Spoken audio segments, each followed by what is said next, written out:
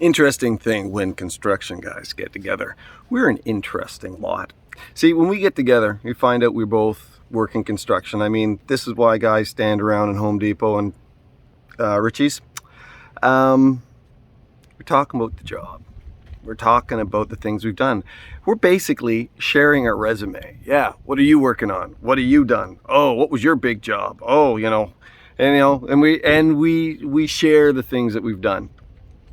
And then if we really make a connection, we start showing the battle scars. Yeah, see this? I got this 5 stitches. Oh, that's nothing. See this? 17 stitches. Yeah, fell off a roof, landed on my drill, went right through my head. I pulled it out myself and drove to the hospital with a cork in my skull. I mean, well, it's kind of how we roll. And there's a reason for that. Number one, there's camaraderie. I mean, we get together and we talk and we share, and it's like this thing that we have in common, which is good. But sometimes it runs a little deeper. Sometimes we're having these conversations because we're getting affirmation. Somebody's looking at our work and saying, you did a good job.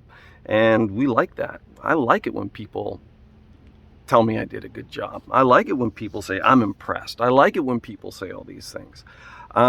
One of the things I remember, my parents were in Amway, and I think they really marketed it and set it up for everybody else. But affirmation was huge. I mean, if you tell somebody they're doing a good job, they'll do twice as much. So anyways, there's all that. And I mean, when I say I cut the end of my finger off, people are like, oh, how'd you do that? I did it with a table saw. I'm like, yeah, it's awesome. But it's more than just telling stories. See, a lot of times when we do things in ministry and we do things for God, we want somebody to look at us and say, you did a good job. Jesus talked a lot about that. And one thing he said, don't let your right hand know what your left hand is doing. I mean, that's impossible. But basically he was saying, don't do it for the affirmation of others. Don't do it for the accolades. Don't do it for the pats on the back. And you know what? That's hard. That's hard to back off and say, you know what, God, this was just for you. But it'll give you an indication of how much is for God by how much you're willing to it just be for God. God said, if you're looking for the praise of man here on earth, that's okay. But, you've got it. You got your reward. That's what you were looking for, and that's what you got. But God's saying, I've got something better for you. I've known a few people, my grandparents, actually. They just did things. And I never knew until people came to me years later after they had passed and said, you know what, you're Merle Hooper's grandson?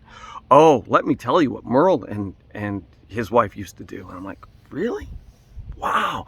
And they used to go around and pick up kids that were sleeping under doorsteps because their parents were drunk and take them home and feed them and do and they just did it. That was them. My grandmother and my grandfather, they, on the other side, they used to just do things for people and nobody knew. I have a great heritage there. I don't know how it skipped me. But I'm working on that. I'm working on recognizing that the things that I do, if they're for God, that's it. Nobody else needs to know. Nobody else needs to give me the accolades. God knows, and that's enough. I hope that's been an encouragement to you. God bless you.